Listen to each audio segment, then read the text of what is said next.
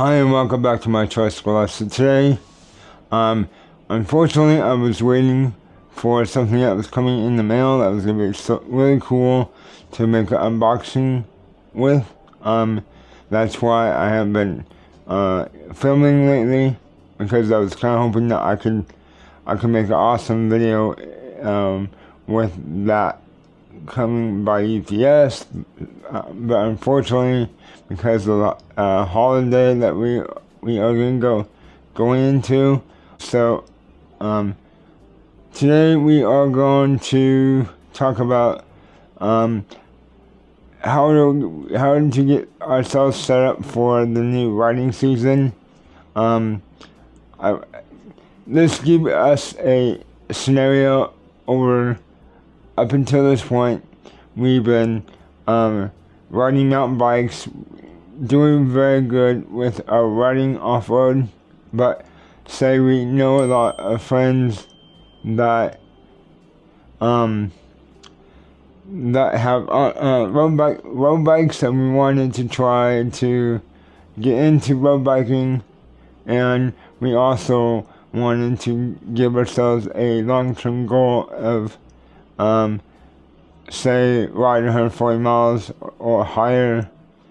So but you don't know where to start with that, but obviously you don't want to go all in and break the bank and buy like a $4,000 or $5,000 bike, which you can do, but I kind of believe that you should get an older bike and learn off of it, meaning that the key is to give yourself more confidence in your riding, that you should be able to know how all the systems work, and because somewhere along the way of a ride, something's going to happen to the bike where it's going to break, a cable's going to break, or something else might happen, and we have to know how to address it.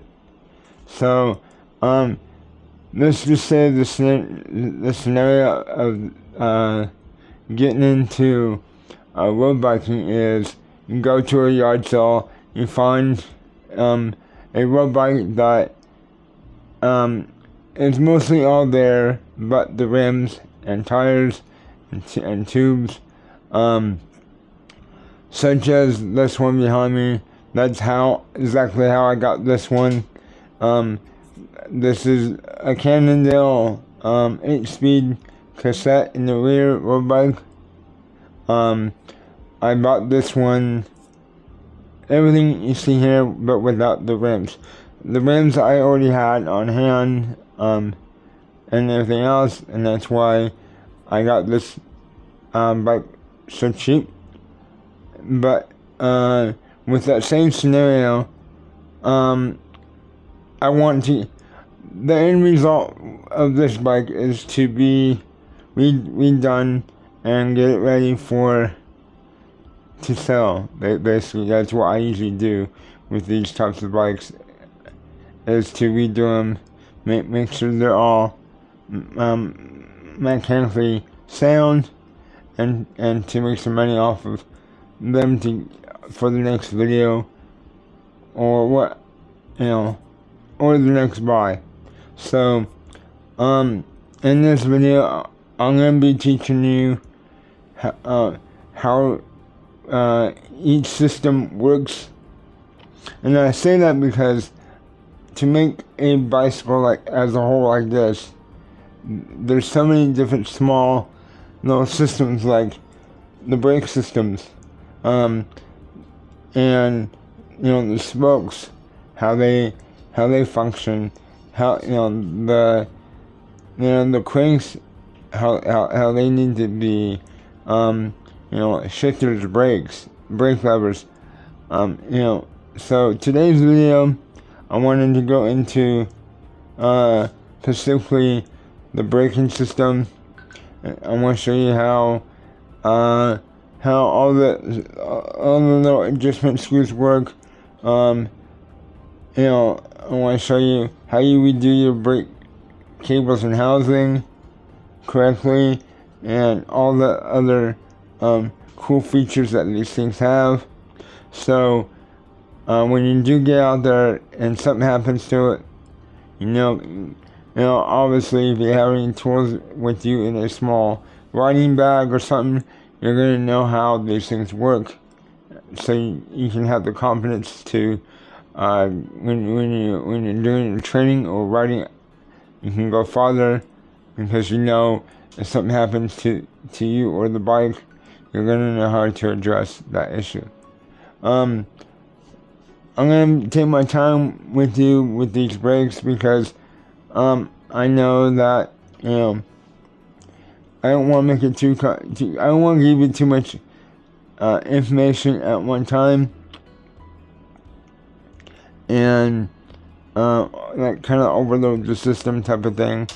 But I do want to give you all the information nevertheless. But I'm going to split this in at least 2 videos.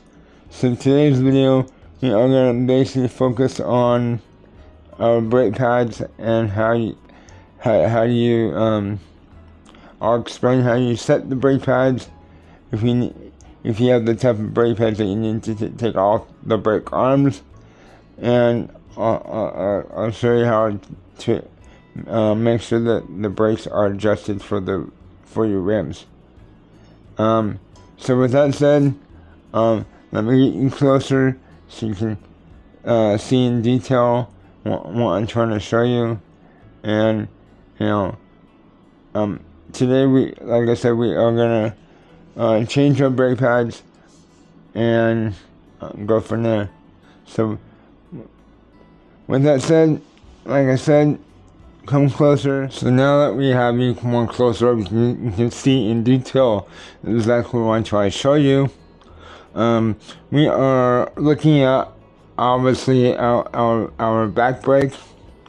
I thought it would give us more of a better view on the brake system. Generally, the front and rear brake is the same thing. So whatever I show you on the back brake, it's gonna coincide with the same type of adjustments that you're gonna do on the front brake as well. So what we're looking at is obviously a ram brake for a road bike. The more newer style brakes like this, you're gonna have most likely an adjustment screw on top where I'm pointing. You're gonna have over on the opposite side where the cable is, there's gonna be like a switch. If you notice that the brake pads came apart more, that is to that allows you to able to say if you have a flat tire during your ride and you need to take off your rim, that's how you take off your rim. You're basically spreading out your brake pads so they get out of the way of your tire, so you can drop the rim out. And that's what we have to do anyway, because we're gonna have to service our brake pads today. But before I drop out the rim, here's what I noticed. Up here, here's what we have: the cable adjuster for the brake. So to get your brake pads as closest to the brake surface as possible, you can take this adjustment and bring it out or up away from the brake.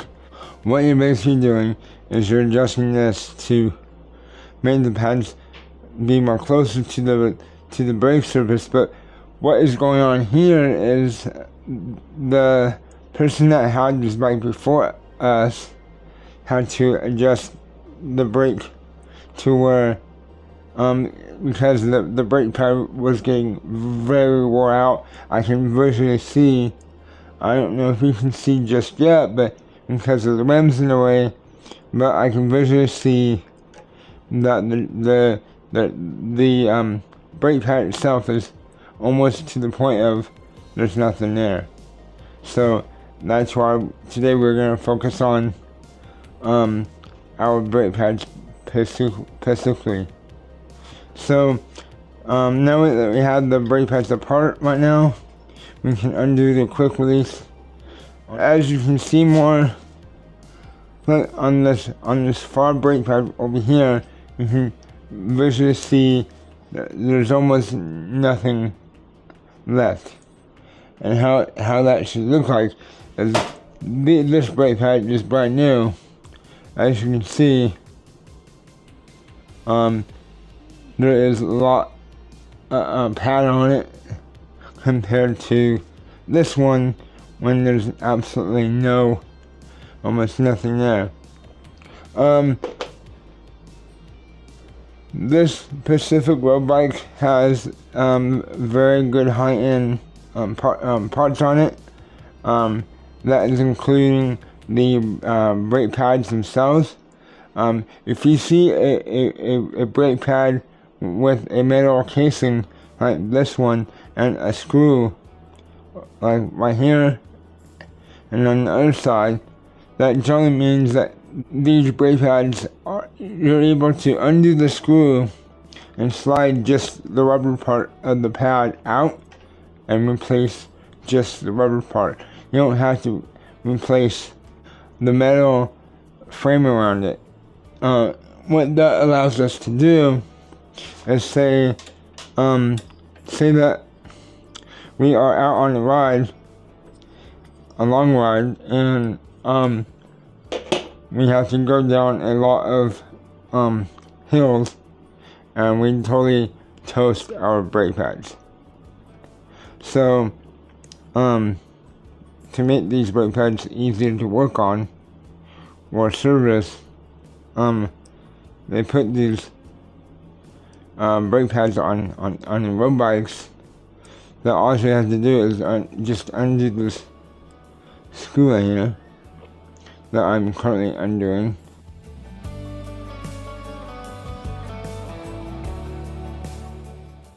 And at this point, as you undo the fastener, the rubber part of the pad should be able to slide out. Probably the other way.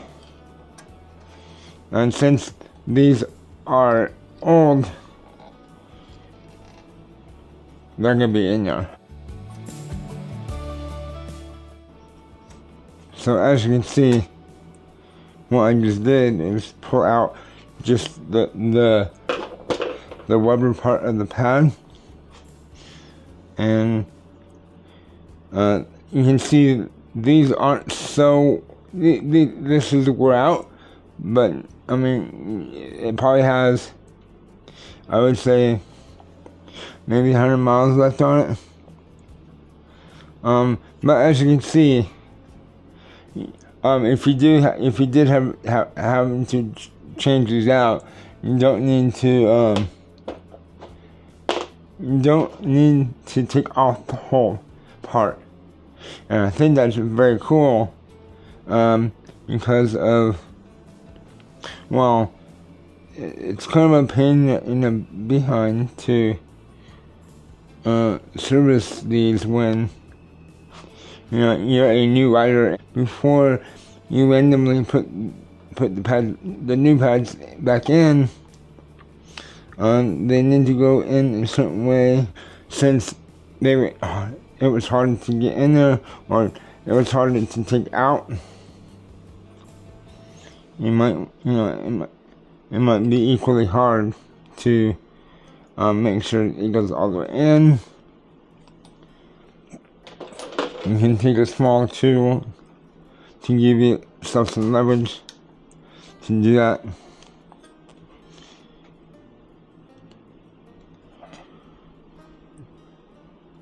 Try not to be so incredible Hulk with it. How I like these brake pads is, like I said, you don't have to take off the whole entire brake pad, and that basically is to like, you don't have to lose your adjustment, especially if you have to replace these pads on the go. Well, that's what I like to see actually. Just in case you have to service these, we'll replace these on the road, that you're able to do that. I'm trying to make sure the brake pad is in the channel. I don't want this to come apart, so I'm trying to take my time to make sure I do this right the first time, because obviously I don't want the brakes to malfunction, especially if you go downhill, and that's when you probably need the brakes the most. So unfortunately, sometimes you gotta work with small parts. So keep that in mind when you take these apart, when you are on the go, or out on the trail or on the road. You don't want to lose none of the fasteners or anything. And I didn't see that I didn't really see in the box with the new pads that they came with new bolts, so keep that in mind. I'm gonna make sure it's snug, but I don't want to over torque it.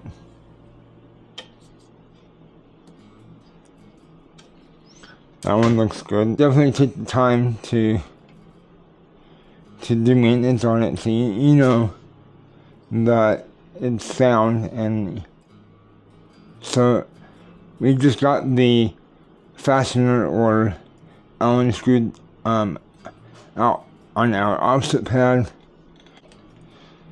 Let me, like I said, see the condition of that pad.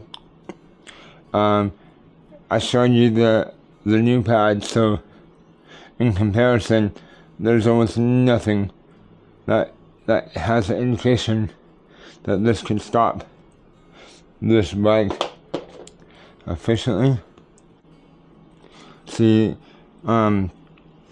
this one is actually giving me more issues than the other one did, because it's not going in all the way. What you want to see is the brake pad to be flush with the casing, and it's not quite doing that.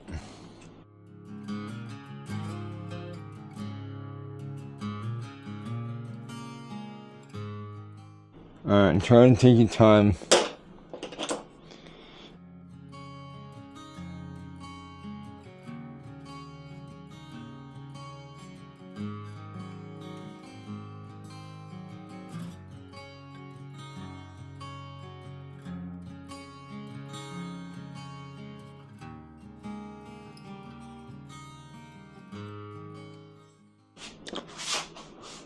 Now that we're back, I took the liberty, I put the fastener on. I did take the liberty to put the rim back on it, because it's usually a struggle for me to put the rim back on, because I usually have to turn the bike upside down on the bike rack where the bike stand, and I didn't think you wanted to see me struggle. So after putting the rim back on it, I did notice our clearances, our pads are a lot more closer to the rim, because they're fresh brake pads. When we put this down to put the brakes back into place, as you can see, it actually locked the brake pads onto the brake surface. See, before we changed the brake pads, there was a slight gap in between the brake, each brake pad and the rim, as you can see with the new ones, because there's a lot more pad there, we can't spin it all. And that's because what the person that had it before, because of the wore up brake pads, they had to probably readjust the brake cable. What we have to do is we have to readjust the brake cable to open up the brake more away from that, to get the pads away from the rim. So to do that, what I do, but I do some small tricks at my disposal to get the same results. What I usually do, I have this. This isn't a bike tool, but it could be called an alligator clamp, or I don't know what. By now, the name of this escapes my mind. But you can get these at hardware stores. See, it's just a clamp. What I like to do is when I'm adjusting brakes, like rim brakes like this one, I like to clamp to where it holds the brake pads on the rim. So as I'll get you around this other side so you can see what I'm doing. Right here, this is the fastener for the cable itself. So as you can see with the clamp is, it's holding firmly, holding the brake pads firmly closed, and then that allows me to the cable on this side. Sounds like it hasn't been messed with for a long time. So now that the cable's loose, what I'll do is the brake adjustment fastener up here, I give this a bit more slack. I back it out a little bit. So what that does is when I tighten this back up and take the clamp off, I can back in this. It'll give the pads slack and open it up more. So I'll do that, and then at this point I tighten this back up. And you don't want to over torque these bolts or fasteners at all. It's not good for them. Usually you might need to use a torque wrench, and that's usually what they like. You don't want any more than 6 newton-meters of pressure behind it. So again, it doesn't take much to lock these into place. See, now you see the brakes still locked into place. So at this point we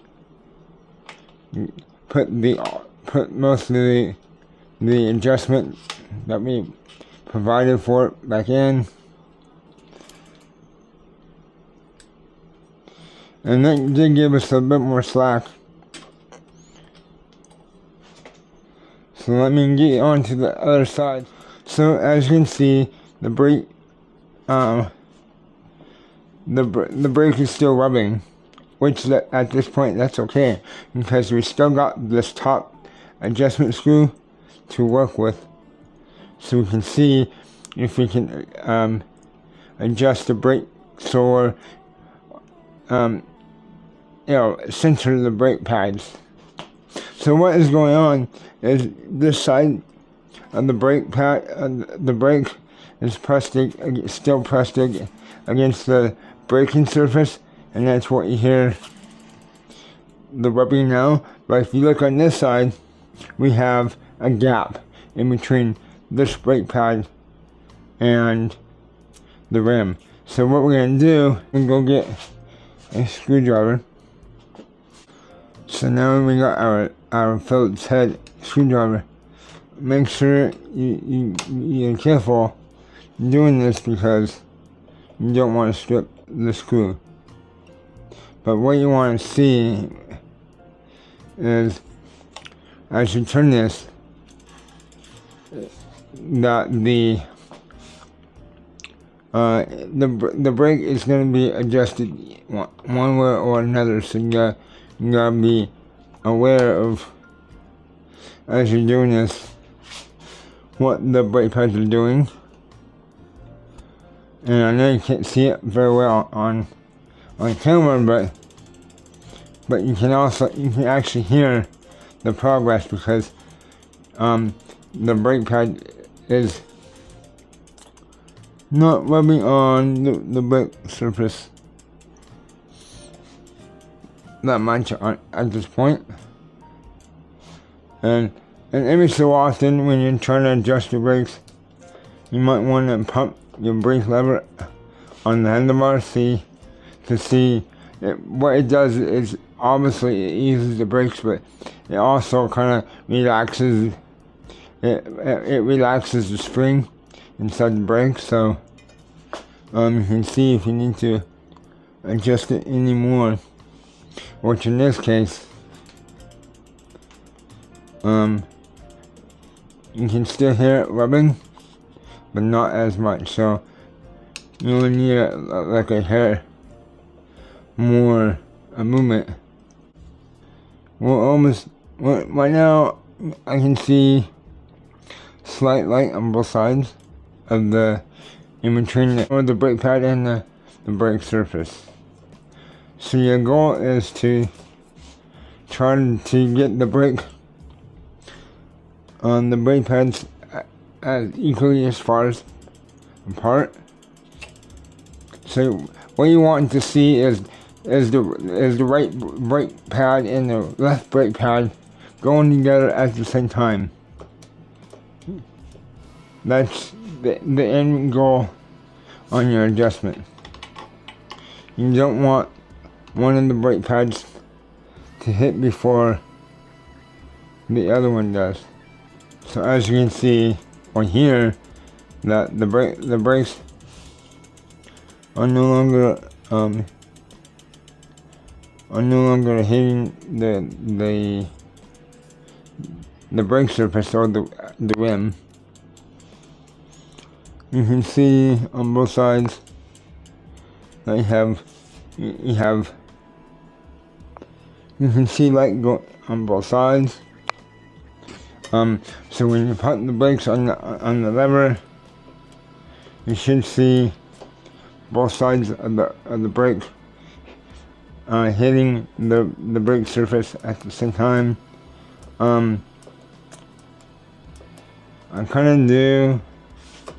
I do see this brake pad over here working a little bit faster.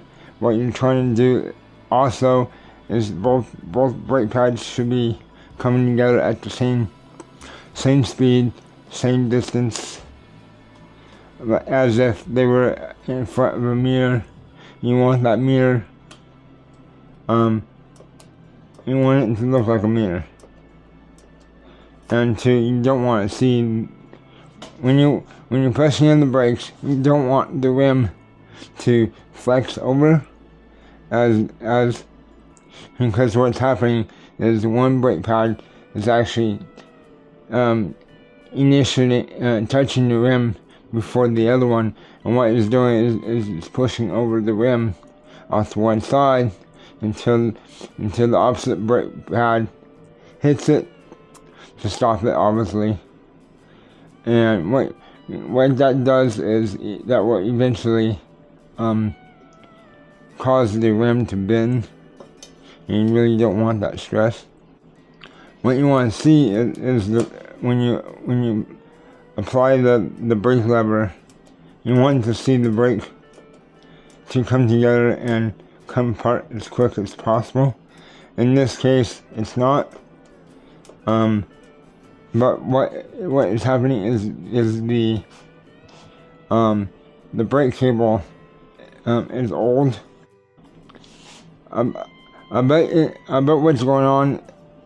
The reason why the brake isn't closing and shutting as good as it should be is because there could be rust and debris inside these brake housings, and so they're causing the brake cable to have friction, and that's why when I apply the brake is acting slow. So, but that would be for another video.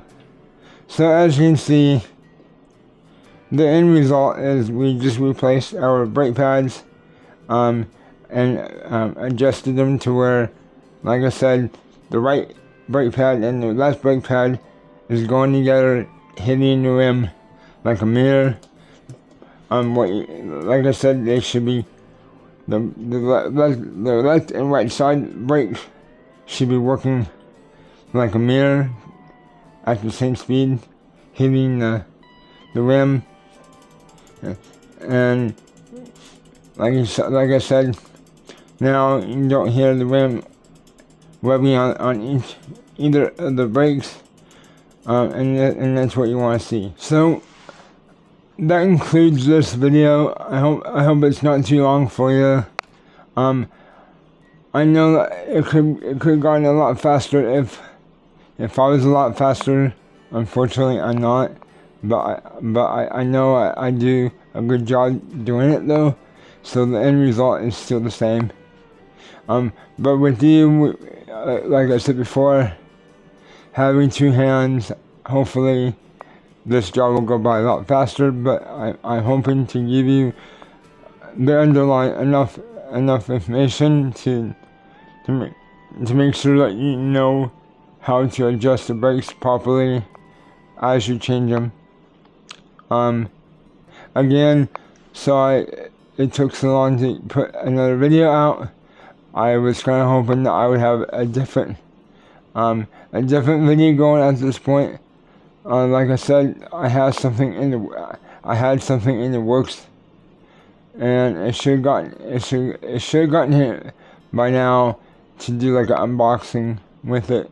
Unfortunately, that's not the case, and that's why I decided to persist on doing a video about buying a new used bike and getting it ready for the next season, or to change over into biking for on road versus off.